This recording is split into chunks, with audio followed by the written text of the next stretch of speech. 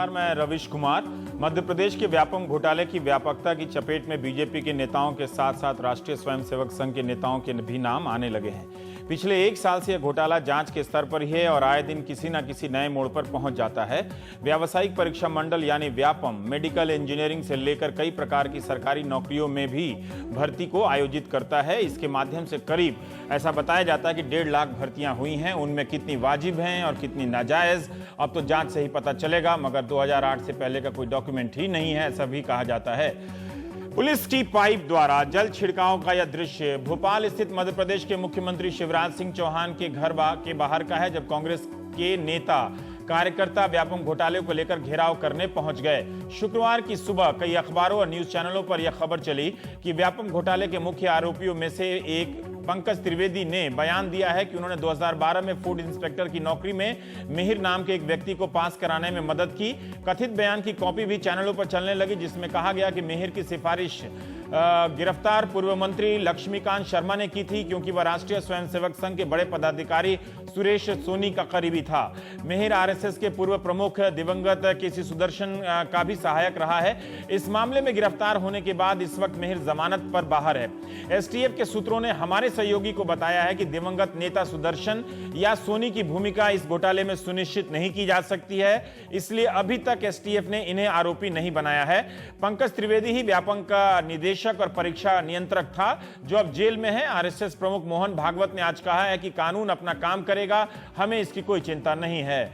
6 जुलाई 2013 को इंदौर पुलिस के एक छापे से यह घोटाला सामने आता है। अगस्त 2013 में इसे एसटीएफ को सौंपा जाता है। अगस्त से लेकर इस मई तक इस मामले में धीमी प्रगति के कारण इस साल मई में हाईकोर्ट अपनी निगरानी में ले लेता है और एसटीएफ की आलोचना भी करता है।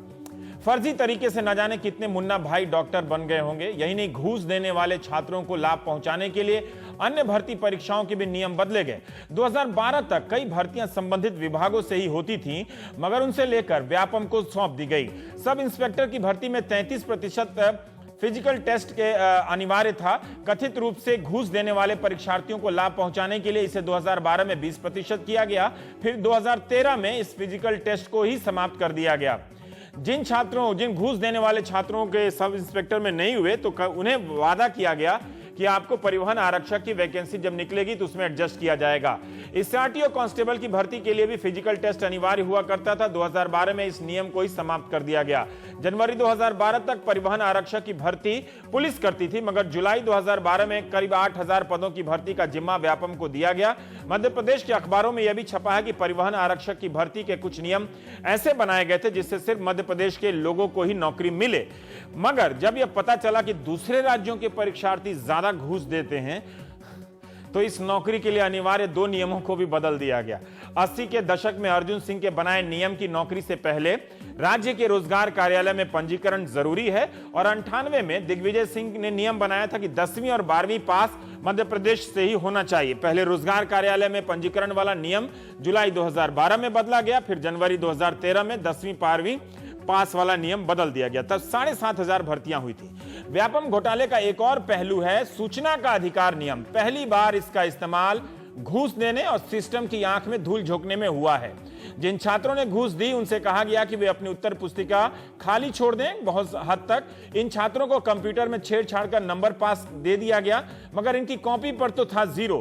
तब एक आइडिया यह निकाला गया कि ये सभी आरटीआई के तहत अपनी उत्तर पुस्तिका मांगेंगे, जिसे ऑप्टिकल मार्किंग शीट कहते हैं। रिजल्ट आने के बाद उत्तर पुस्तिका पर गोले बनाए गए और कॉपी जमा हो गई। इस स्तर के करामात हुए हैं। पंकज त्रिवेदी व्यापम के निदेशक थे, तो उन्हीं छात्रों की कॉपी आरटीआई के तहत मंजूर हुई जिन्होंने घूस दिए थे, या फिर वे सब व्यापम में पास हो गए जिन्होंने आरटीआई लगाई थी। ये सब चल रहा है, जांच चल रही है और फैसला नहीं आया, इसलिए जहां जहां कथित लगाना छूट गया है वहां वहां आप व्यथित होते हुए भी कथित का प्रयोग कर लीजिए।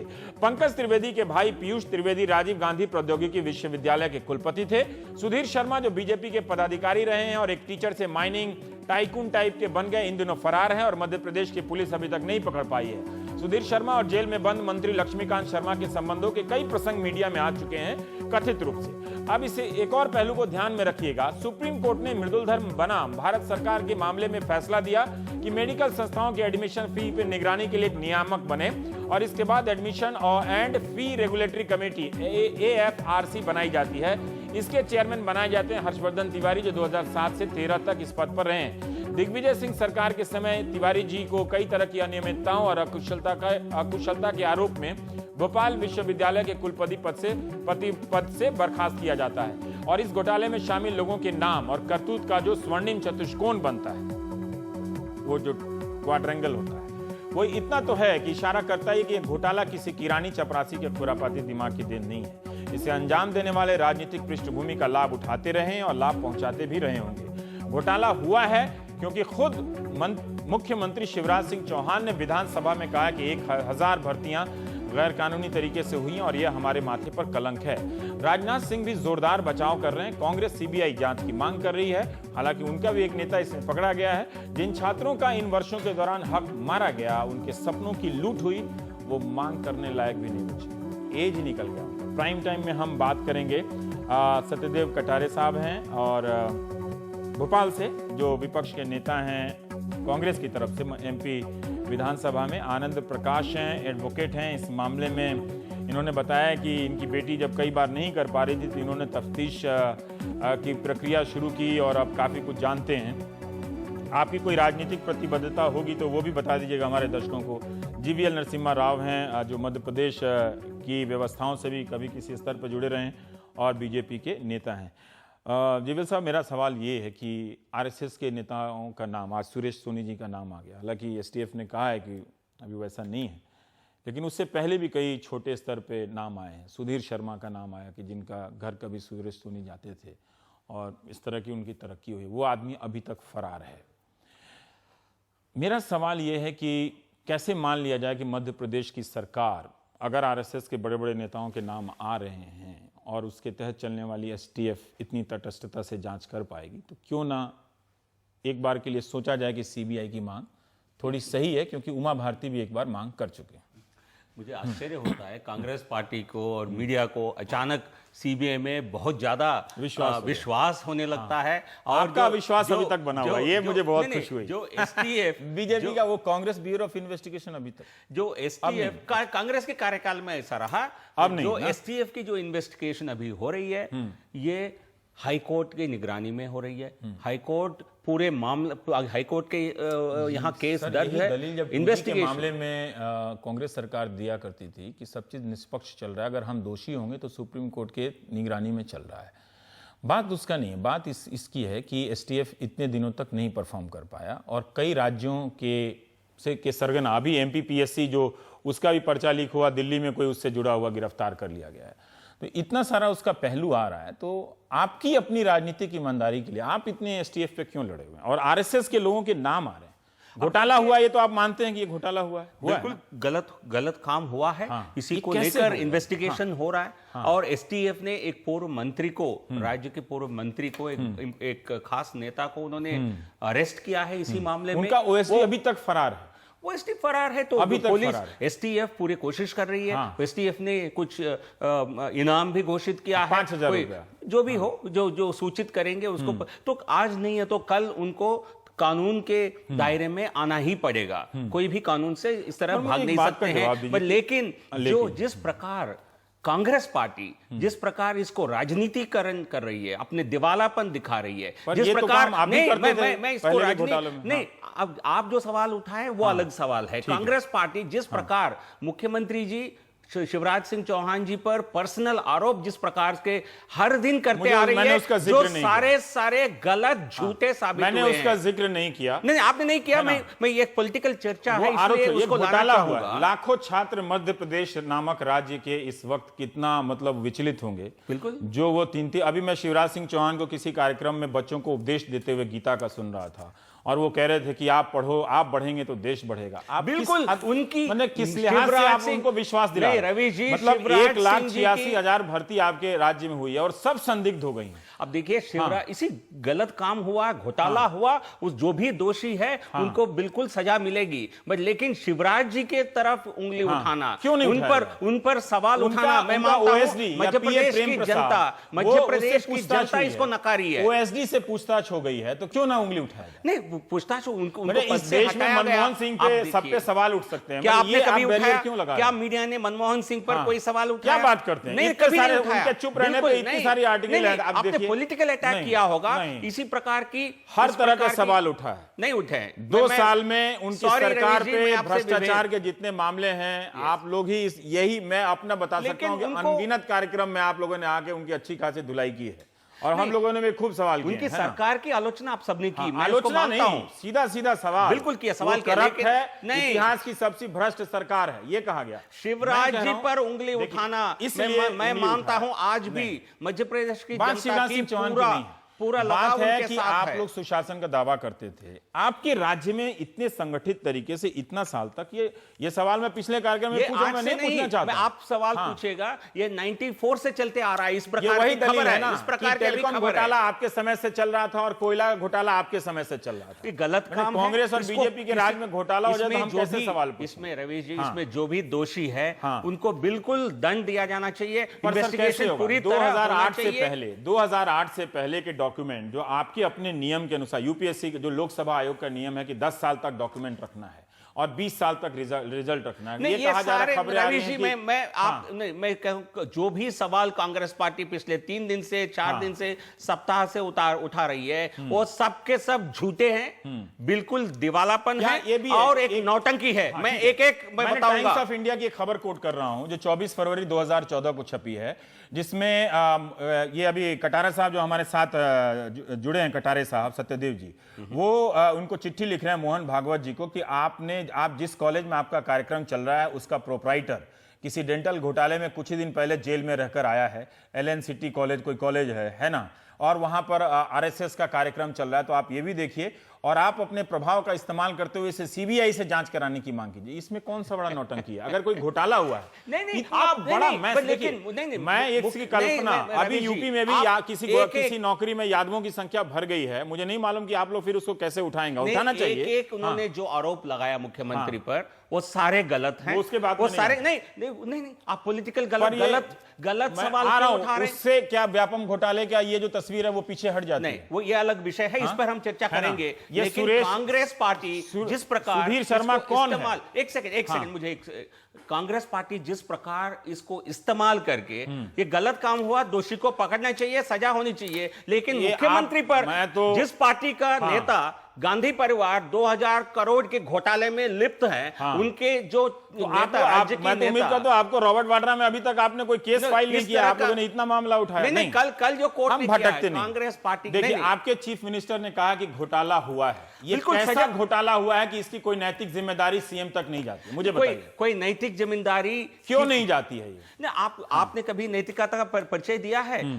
शिवराज जी ऐसे एक नेता है जो बिल्कुल इनके खिलाफ एक भी इनके पास मामला नहीं है कहने के लिए रोज न रोज एक रूमर फैला के उनकी छवि को, आप ये बताइए कि आप कैसे, आपके राज्य के दर्शक भी देख रहे होंगे, उनको आप कैसे भरोसा दिलाएंगे? वो ज्यादा इन खबरों को पढ़ रहे होंगे कि एसटीएफ जो जांच कर रही है वो सुरेश सोनी का नाम आ जाए तो, या किसी और आरएस से जुड़े लोगों का नाम आ जाए तो उनको नहीं छोड़ा जाए। देखिए कोई जो आरोपी है वो किसी का नाम ले और कहें उन्होंने मुझे कहलवाया, किसी ने कहा कि मैंने उनकी हेल्प लिया है कोई नौकरी पाने में, वो कितना एविडेंस बनता है, जो भी बनता है कोर्ट में मामला, इसका इन्वेस्टिगेशन तो जारी है।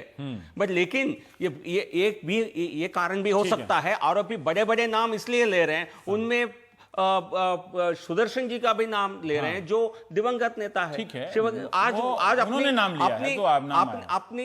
अपनी जो साइड प्रस्तुत करने के लिए वो यहाँ है ही नहीं है। तो हो सकता है कोशिश ये है कि ऐसे नेताओं का नाम ले ताकि ये मीडिया में बहुत बवाल मचे और कांग्रेस पार्टी वो लोग जो आपके प्रभाव का इस्तेमाल करके घोटाला कर रहे थे, अब कांग्रेस को फायदा पहुंचाने के लिए आरएसएस का नाम ले रहे हैं। ये कह रहे हैं घोटाले करने वाले किसी के नहीं होते हैं, वो भी कांग्रेस के भी होते हैं। सत्यदेव कटारे जी, माफ कीजिए, कीजिएगा अगर मैं आपके नाम का तलफ़ुज़ सही तरीके से नहीं कर पा रहा हूं तो।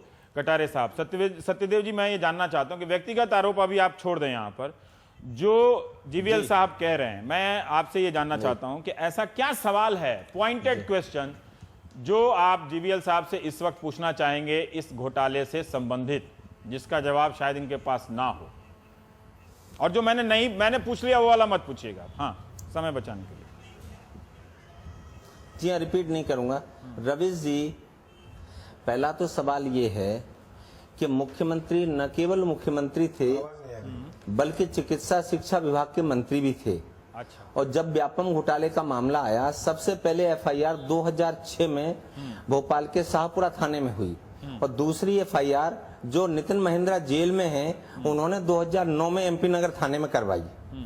तो जब ये एफआईआर हो रही थी और मुख्यमंत्री जी से 2011 में विधानसभा में सवाल पूछे जा रहे थे, तो मुख्यमंत्री चिकित्सा शिक्षा विभाग के मंत्री होने के नाते उस तरफ मना कर रहे थे विधानसभा में, और बाहर वो कार्यवाही कर रहे थे, जांच कमेटी बना रहे थे, 40 विद्यार्थियों को निकाल रहे थे, और थाने में एफआईआर उनके अधिकारी लिखवाने जा रहे थे। तो ये दोहरा काम क्यों कर रहे थे कि एक तरफ तो घटना हो रही है जिसको आप विभाग में लिपापोती कर रहे हैं, दूसरी तरफ जब विधानसभा में क्वेश्चन लग रहा है तो आप छुपा रहे हैं। ऐसा एक नहीं है, ऐसे 6 उदाहरण है जो मेरे पास ये डॉक्यूमेंट रखा है। मैं विधानसभा में बोल चुका हूं, और ये कि अभी तक जो हम लोगों की समझ ये बनी है देखते समय कि उच्च तकनीकी शिक्षा मंत्री लक्ष्मीकांत शर्मा जब थे तो उन्हीं के की ये कारस्तानी कथित रूप से रही है इस घोटाले की। आप जब चिकित्सा शिक्षा मंत्री के रूप में शिवराज सिंह चौहान का नाम ले रहे हैं तो क्या सवाल आप स्थापित करना चाहते हैं? हम ये स्थापित करना चाहते हैं कि ये आरएसएस का एक ड्रीम प्रोजेक्ट था मध्य प्रदेश में, आरएसएस के लोगों को और बीजेपी के लोगों को, फिर उन लोगों को जो पैसा देके नौकरी लेना चाहें उनको नौकरी में ले जाने का। इस ड्रीम प्रोजेक्ट की हवा निकली 2009 में, और 2013 में आके ये ब्लास्ट हो गया, और ब्लास्ट होके शिवराज सिंह जी इस पूरे के पूरे घटनाक्रम को छुपाते दिख रहे थे, हर घटनाक्रम को। अभी दूसरा घटनाक्रम पर भी हम आएंगे, अंत में बताएंगे कि किस प्रकार से हो रहा है। लेकिन इसमें विधानसभा में जब सवाल आ रहे हैं तो मुख्यमंत्री डिनाई कर रहे हैं, न केवल मुख्यमंत्री के तौर पे, विभागीय मंत्री के तौर पर भी, और विभाग में मंत्री के तौर पे आदेश कुछ और कर रहे हैं। तो ये दोनों कंट्राडिक्टरी हुई है, ये एक बार नहीं हुआ है, 6 बार के डॉक्यूमेंट मेरे हाथ में रखे हैं। दूसरी बात आप ये मैं उनसे कई बार पूछ चुका, इसका जवाब कोई नहीं देता है। एक दो जो दूसरी बात आप कहना चाहते थे वो भी कह दीजिए, फिर मैं जीवीएल साहब से जवाब ले लेता हूं उसमें। हाँ जी हाँ, मैं दूसरी बात ये कहना चाह रहा हूँ, जीवीएल साहब कह रहे हैं कि अगर कोई किसी आरोपी किसी का नाम ले देता है तो उससे वो आरोपी नहीं बन जाता है। तो लक्ष्मीकांत शर्मा का नाम भी तो किसी आरोपी ने ही लिया है, तो फिर लक्ष्मीकांत शर्मा कैसे आरोपी बन गए? और मुख्यमंत्री का प्राइवेट सेक्रेटरी खुद आरोपी है, उसने अपनी लड़की लगवाई, न केवल उसका आरोपी है, उनके पूरे काम करवाने का आरोपी है। और वो प्राइवेट सेक्रेटरी जो मुख्यमंत्री का प्राइवेट सेक्रेटरी नहीं है, शिवराज सिंह का प्राइवेट सेक्रेटरी है, जब वो सांसद थे तब से उनके साथ है, मतलब उनकी फैमिली के पर्सनल काम देखने वाला आदमी है वो। जब मुख्यमंत्री बन गए तो भी प्राइवेट सेक्रेटरी रहा, वो आदमी आरोपी है।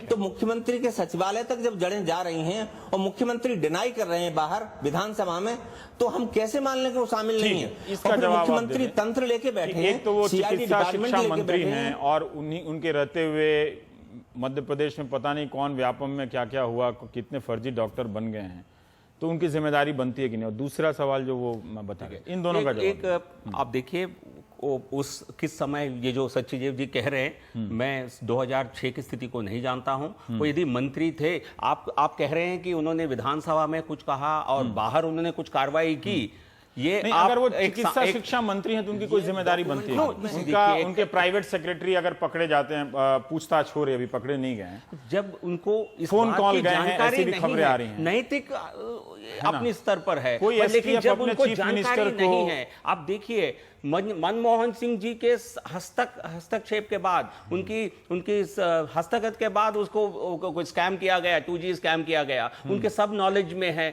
फिर भी आप सब उनको अच्छे व्यक्ति मानते हैं? कोई उनको, हम तो उम्मीद कर रहे हैं कि आप एफआईआर दर्ज करके उनको जेल भेजेंगे, तभी तो पता चलेगा कि आप भ्रष्टाचार को बर्दाश्त नहीं करते। यहाँ मुख्यमंत्री जी, मनमोहन सिंह को जेल भेजेंगे ना, अब तो वो फाइल आपके सामने होगी ना। मुख्यमंत्री जी के नॉलेज में यदि ये रहा और उन्होंने कोई कार्रवाई नहीं की, वो गलत है। वो उनके नॉलेज में नहीं कोई है, जिम्मेदारी ऐसा कुछ हुआ है। मैंने देखिए कई ऐसे स्टेजेस हैं, पुराना जैसे विषय लगता है, है 2006 का विषय आज मत उठाइए। आनंद, मैं ठीक आपको 1977 के बारे में आपको याद नहीं, दिला दूंगा, वो बात बोफोर्स नहीं। के बारे में याद दिला दूंगा। अब 2006 का विषय आज सही है। उठाएं, आज का विषय पर डिस्कस कांग्रेस करें। बीजेपी के, यस सर, आप कह लीजिए जल्दी से, फिर मैं आनंद जी के पास जाऊंगा। हाँ रवीश जी, हाँ रवीश जी, मैं ये कह रहा था कि मुख्यमंत्री के दस्तखत से विधानसभा में सवाल जाता है। विधानसभा का आप उत्तर विधानसभा मुख्यमंत्री के में क्या दस्तखत से जा सवाल रहा नहीं था पूछ सकते हैं, विभागीय उनसे मंत्री जवाब के नहीं ले तौर पर। सकते हैं। एक सेकंड, किस तरह की आनंद साहब, अपोजिशन है आप अपना टेक बता दीजिए जरा सा। आप पूछ रहे हैं, आप इतनी ले रहे इनफेक्टिव हैं। अपोजिशन उन्होंने है। 1000 लोग आप फर्जी नियुक्त आप होना बताए इनफेक्टिव हैं। अपोजिशन बता है। दें वो 1000 कौन है। आप विधानसभा उनके में खिलाफ उन्होंने सही मध्य जवाब प्रदेश जवाब बंद नहीं का ले आह्वान पाते किया हैं। था। वही क्या तो कैसे पूछ विधान रहा हूं। कैसे अपोजिशन है आपकी पार्टी? 1000 ठीक जो है। मुख्यमंत्री ने स्वीकार आप किए, अभी तक लेकिन वो पावर में 1000 आने के बाद लोग कौन इफेक्टिव हैं? बने हुए हैं और कि वो आप किसी हटाए गए स्कैम नहीं को हटाए एडमिट गए, नहीं ये बता करें। दें मुख्यमंत्री। मोदी जी ने कहा कि हम स्कैम इंडिया की जगह स्किल्ड इंडिया बनाएंगे। यहाँ तो बनाएंगे। स्कैम में ही इतना स्किल है,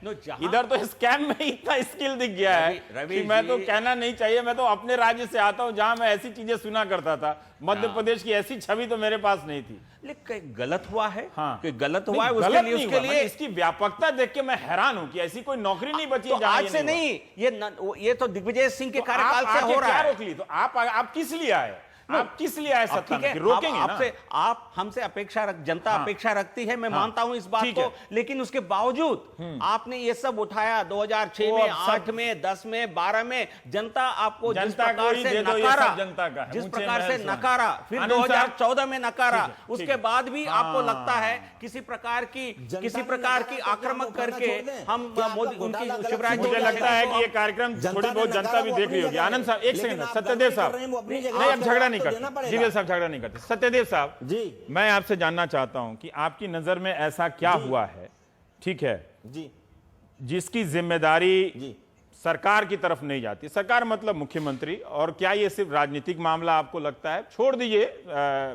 अगर आप मुख्यमंत्री को अभी फिलहाल छोड़ना भी चाहते हैं तो बाकी जो व्यवस्था है, क्या जो भी आपने तफ्तीश की है वो क्या किसी राजनीतिक शय के ये अंजाम दिया जा सकता था क्या इस घोटाले को? रवीश जी बिल्कुल नहीं। ये तंत्र नहीं, मैंने ये आनंद जी से मुख्यमंत्री सवाल के पूछा। नियंत्रण में मिलके पूरा खेला जा रहा बहुत बड़ा खेल था। सत्यदेव जी, मैंने आनंद जी से सवाल पूछा। एक अब सेकंड, मैं हाँ, आपको जवाब दे दूं, आपका समय हाँ, जे दे रहे हैं, जवाब दे रहे हैं। मैं जवाब दे रहा हूं। देखिए, सबसे पहले तो ये 2006 हाँ, जी बताए, आवाज नहीं आ रही। हाँ, आप बोलिए ना। रवीश जी, हाँ, सबसे पहले तो 2006 की इंक्वायरी वाले का जवाब दे दें। उसमें 2006 से इंक्वायरी चल रही है और ये हमने नहीं की, गवर्नमेंट ने ऑर्डर की हुई है। आप दूसरी बोलते बात, रहिए, ये अभी हम 3G सिर्फ है, कानूनी आपके बात कान करें में जो कोर्ट गूंजेगी में चल आवाज, रही है। लेकिन आप बोलते रहिए। हाँ, जी, मेरे कान में जी गोल है, बता रहा हूं मैं। तो इसमें सिर्फ मैं आपको 2-3 चीजें बताना चाह रहा हूं कि एक तो हाई कोर्ट के अंदर एफिडेविट दिया गया है और ये एफिडेविट में गलत बयानी की गई जिसके लिए कहा गया था। सारी जांच हाई कोर्ट की निगरानी में चल रही डे फर्स्ट से। जब से ये स्कैम हुआ है तब से इसकी जांच हाई कोर्ट बराबर मॉनिटरिंग कर रहा है। तो इसमें एक एफिडेविट है जो प्रिंसिपल सेक्रेटरी की तरफ से दिया गया है, ये सरकारी की ओर से दिया गया है। The state government can not be saddled with the responsibility of any of the action which may be undertaken by the Vyapam. Responsibility किसी की नहीं। दूसरा हिंदी में ये क्या हुआ कह रहे इसका हैं मतलब? Further submitted that the investigation as, इसका मतलब ये हो गया कि इसकी कोई रिस्पॉन्सिबिलिटी सरकार की नहीं हो रही है। It is further submitted that the investigation agency has also submitted the list of suspect of the state government on 1/10/2013। ये थोड़ा इंपॉर्टेंट है। यहाँ ये कह रहे हैं कि यहाँ पर कोई भी जांच एजेंसी ने 1/10/2013 को लिस्ट सस्पेक्टेड की दी, जो अपने आप में गलत है। क्योंकि ये सलोनी चोपड़ा वाला केस है जो चल रहा है, इसमें हाई कोर्ट मॉनिटरिंग कर रहा था इंदौर में, जो ट्रांसफर हुआ जबलपुर में। इसके अंदर 19 जुलाई को ये स्कैम हुआ है। 6 तारीख को पकड़े गए, 7 तारीख को एग्जाम हुआ है, 13 तारीख को रिजल्ट आया, 16 तारीख को डॉक्टर सागर इंदौर से बंबई से अरेस्ट हुआ और ये कहा गया कि वो किंग पिन है। बाद में ये लेटर 19 तारीख को लिखा गया पुलिस के लिए कि हमें वो लिस्ट दें। 20 तारीख को ये लेटर आया पंकज त्रिवेदी के पास में, वो कंट्रोलर थे, और उस लेटर में 317 फर्जी बच्चों की लिस्ट साथ में अटैच की गई थी। ये लिस्ट 5 लोगों ने मिलकर खोली, बिना किसी प्रोटोकॉल के, बिना किसी पूछताछ के। पंकज त्रिवेदी जी ने ये पत्र लिखा है प्रमुख सचिव को, इसमें ये लिस्ट अटैच की है। साथ में इसका इंपॉर्टेंट जो पैरा है वो पढ़ के सुना देता हूं, 2 लाइनें हैं केवल। पीएमटी 13 परीक्षा परिणाम के कार्य में संलग्न मंडल के 2 अधिकारी एवं 1 कर्मचारी के विरुद्ध प्रकरण दर्ज किया गया है। ये वो एडमिट करके बात कर रहे हैं। उक्त परीक्षा में सम्मिलित 317 संदिग्ध अभ्यर्थियों की सूची प्रेषित की गई है, जिसकी प्रति सुलभ संदर्भ हेतु संलग्न प्रेषित है और ये पीएस को दी जाती है, जिसकी कॉपी मुख्य सचिव महोदय को दी गई है। थोड़ा सा कैमरे में अगर दिखाई दे तो मैं स्टिल करके दिखाऊंगा, ये प्रति दी गई है। खास बात इसमें यह है कि वो पंकज त्रिवेदी जो आज जेल के अंदर हैं, आरोपी हैं, वो पीएस को सजेशन दे रहे हैं बिना किसी प्रोटोकॉल के, और वो ये कह रहे मेरिट सूची में स्थान प्राप्त फर्जी संदिग्ध अभ्यर्थियों को काउंसलिंग के दौरान प्राविधिक रूप से सीट का आवंटन इस शर्त के साथ किया जाए कि यदि उपरोक्त अभ्यर्थी की अपराध क्रमांक 339/13 में पुलिस की जांच विवेचना के दौरान संलिप्तता प्रमाणित होती है तो इनकी अभ्यर्थता स्वतः निरस्त हो जाएगी। और ये सजेशन माना गया। एफिडेविट लेके संदिग्ध बच्चों को एडमिशन दिए गए।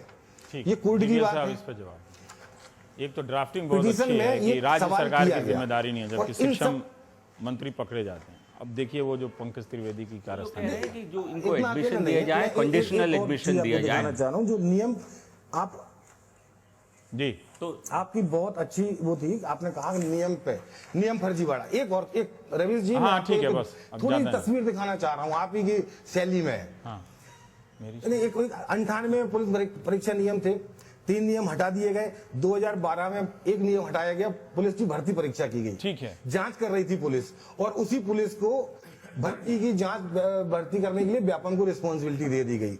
आप देखिए उसके बाद परिवहन परीक्षा की गई जो आपने अपनी रिपोर्ट में लिया। हाँ, मैं समझ सारे गया, नियम हटा दिए गए, इसमें कोई फिजिकल नहीं हुआ। हाँ जी, वही आपने रिपोर्ट में बोला था, उसका एक बना के लाया था मैं ब्रीफ नोट। ठीक है, अब आप जवाब लेकिन बहुत सारे नियम आप बदल देते हैं कि मेरी जानकारी में कोई पुलिस सिपाही की बहाली ऐसी नहीं है कि जहाँ पे फिजिकल टेस्ट, दौड़ना 800 मीटर 500 मीटर ये खत्म कर दिया जाए, तो लाभ दिलाने के लिए सब हो रहा था। नो, ऐसे तो कोई पॉलिटिकल लेवल पर इसका डिसीजन मेकिंग हो रहा था, इसका निर्णय कौन ले रहा था? सुधीर शर्मा है, सुधीर शर्मा आपकी पार्टी का पदाधिकारी, कोई पार्टी देखिए कहां भाग गया, जो मतलब अब फिर तो आपकी पार्टी पे लांछन तो आ रहा है ना। बिल्कुल, कोई पार्टी से उनका कोई ताल्लुकात नहीं था। कोई सेल विल में कोई कहीं मेंबर थे, वो ताल्लुकात नहीं होता। उसके अलावा कोई खास परिचय नहीं है। आज आप दिल्ली में, आप रवीश, आप जानते हैं दिल्ली को कितने प्राइवेट सेक्रेटरीज जो यूपीए में अभी प्राइवेट सेक्रेटरीज APS रह चुके हैं, कितने चक्कर काट रहे थे कि एनडीए सरकार में भी हम मंत्री के साथ जुट जाएं। सब घोटालेबाज थे क्या? नहीं, लेकिन जुड़ रहे थे, नहीं जुड़ रहे थे। तो इसलिए ये कहना कि आपके मंत्री के साथ वो था इसलिए आपके पार्टी के ताल्लुकात रखते हैं, ये मैं मानता हूं ये गलत है, ये सही नहीं है। ठीक है, और आप लोग एक कोड बना दीजिए कि घोटाले के समय राजनीतिक व्यवहार और सवाल क्या हो। आप देखिए, मैं आज सचमुच एक दूसरे जीवीएल से पेश आ रहा हूं। नहीं, आप क्या धारदार बहस करते हैं जब आप कांग्रेस पर आरोप होता है। नहीं, बिल्कुल आप खुद ऐसी दलील दे रहे हैं कि मुझे समझ में नहीं आ रहा कि मैं आपसे क्या कहूं, मुझे बड़ा विचित्र लगा। मुझे ये जो घोटाले हुए हैं, जो गलत काम हुआ है, इसको बिल्कुल उस पर इन्वेस्टिगेशन होके सभी को, जो भी आरोपी है, उनको जो है उनको टर्म मिलना चाहिए, उनको सेंटेंस मिलना चाहिए, वो कोर्ट करेगी, हाई कोर्ट के अधीन हो रहा है सारा कामकाज।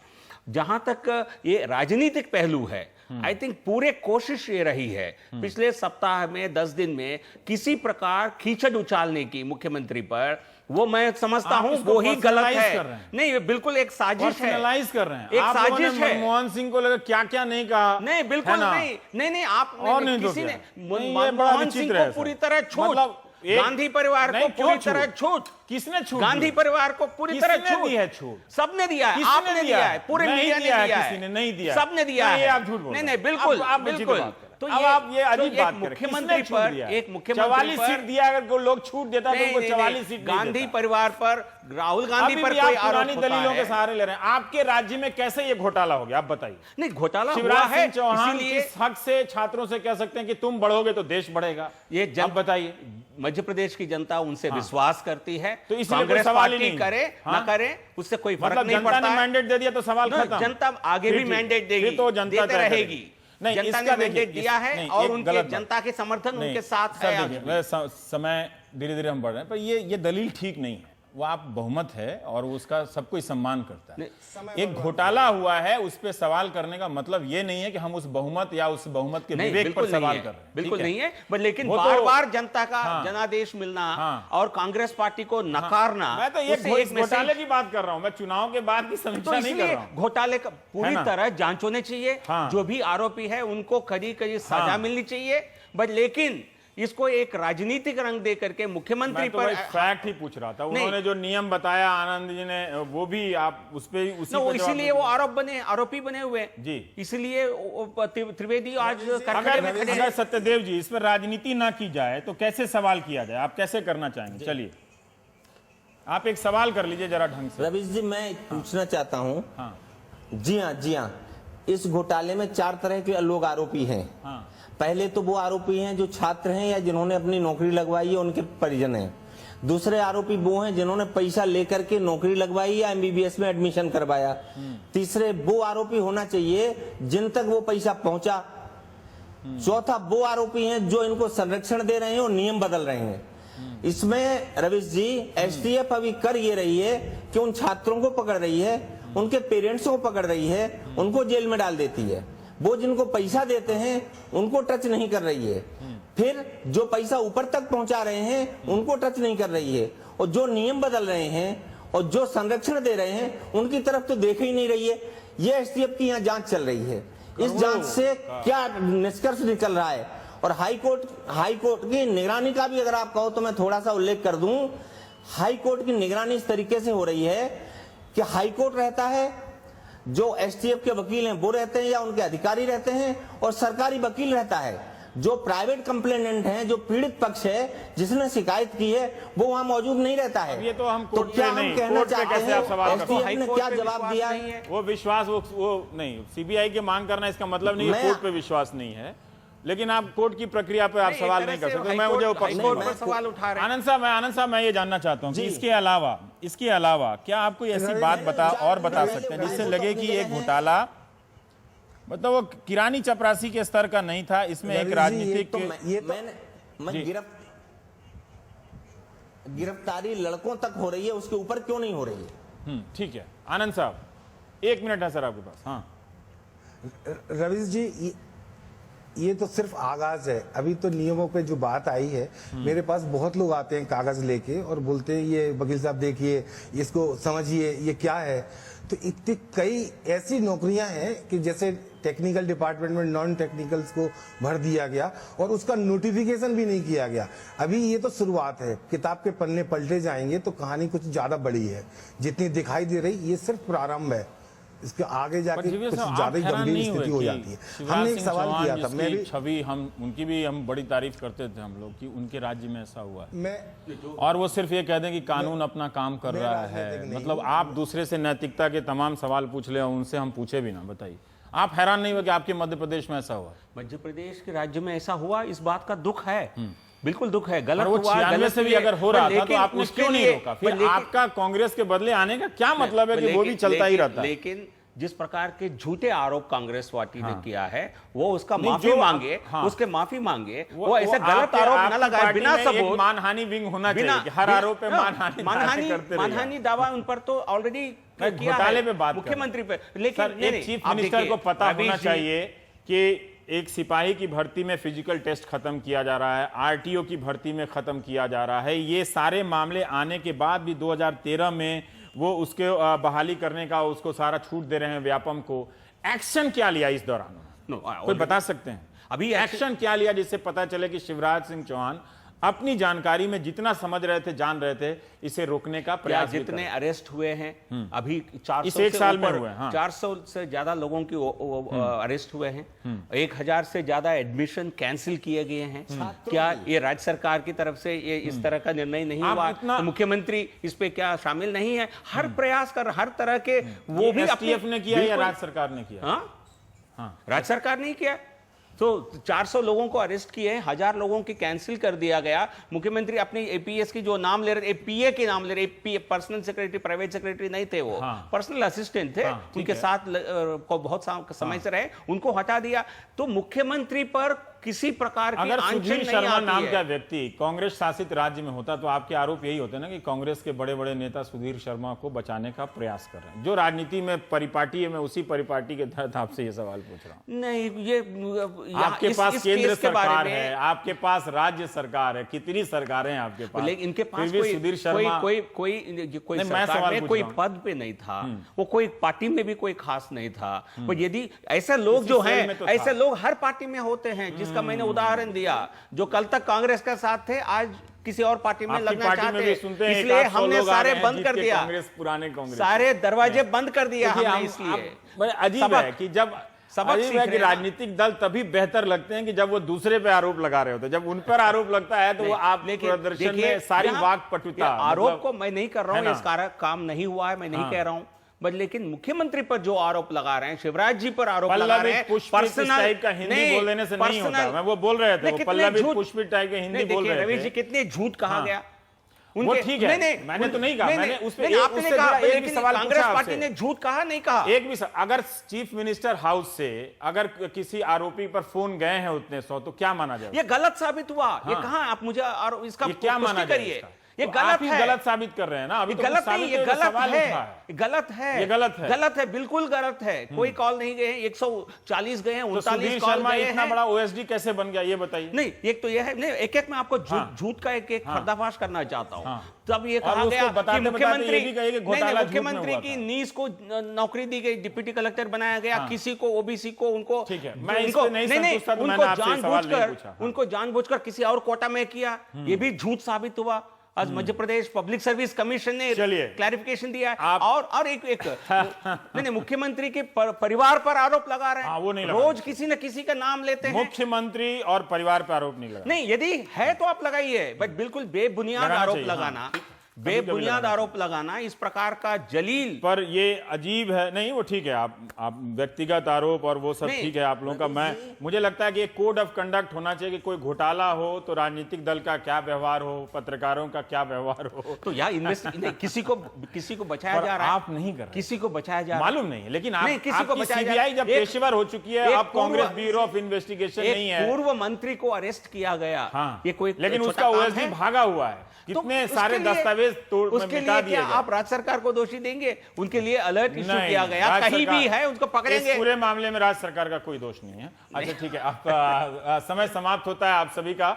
धीरे धीरे अब ये किताब खुल रही है, आप खुद ही कह रहे हैं आनंद साहब, तो अभी उंगली अब आप वापस कर लें। बहुत बहुत शुक्रिया आप सभी का, क्योंकि हम दूसरे हिस्से में एक बहुत जरूरी खबर आपको दिखाना चाहते हैं कि क्यों राजघाट से लेकर रेसकोर्स तक पर सुबह से लेकर शाम तक सैकड़ों की संख्या में यूपीएससी के परीक्षार्थी संभावित और दिए गए सड़कों पर हैं।